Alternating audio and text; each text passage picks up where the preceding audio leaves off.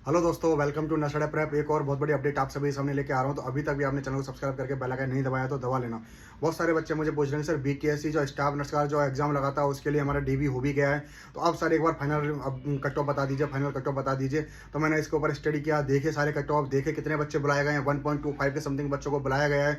तो मैं पहले तो आपको ये एक्सप्लेन करता हूँ 1.25 का मतलब होता क्या है। मान के चलो किसी कैटेगरी के अंदर हजार सीटें, जनरल कैटेगरी के अंदर 1000 सीटें, तो 1000 का 1.25 गुना बुलाया जाएगा। अब मान के चलो ईबीसी कैटेगरी के अंदर 800 बच्चे, 800 का 1.25 गुना, 800 का 1.25 बोले तो 800 तो है ही है, और उसका मतलब 0.25 और, यानी 0.25 अगर अपन करें तो 800 को आप 4 भाग में डिवाइड कर दो।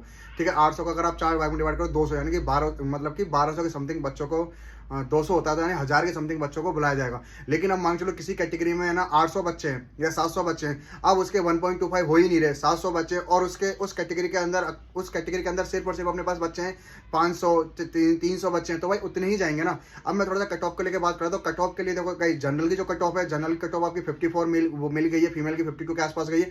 तो ऐसा इसके अंदर 2 या 3 मार्क्स का डिफरेंस पड़ेगा, इसके अलावा डिफरेंस नहीं पड़ेगा। हमने पुरानी वीडियो जाके देख लेना, पुरानी वीडियो के अंदर भी मैंने आपको बताया था कट ऑफ इसी के आसपास मैंने आपको बताई थी। ठीक है, और जो लोग आपको कहते हैं 36 जाएगा, 37 जाएगा, भाई मैंने बताया था कि ऐसे नहीं होती है चीजें।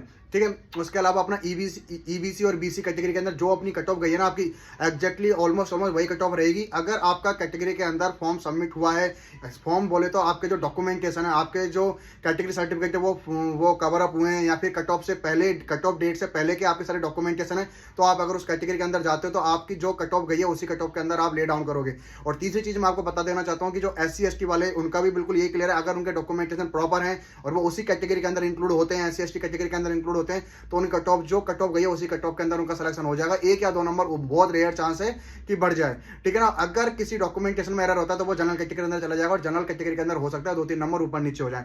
अब नेक्स्ट आता है अपना ओबीसी कैटेगरी, ओबीसी और ईडब्ल्यूएस। ओबीसी और ईडब्ल्यूएस के लिए भी सेम फिनोमेना है।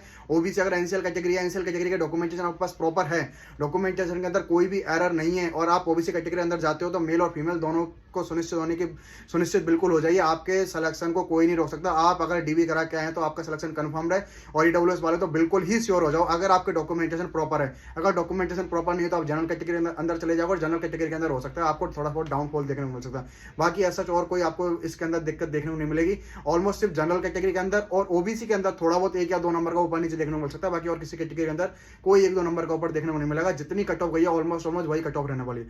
आई होप आपको वीडियो अच्छी लगी, और वीडियो अच्छी लगी तो चैनल को सब्सक्राइब करके बेल आइकन दबाना बिल्कुल भी ना भूलें। Thank you guys.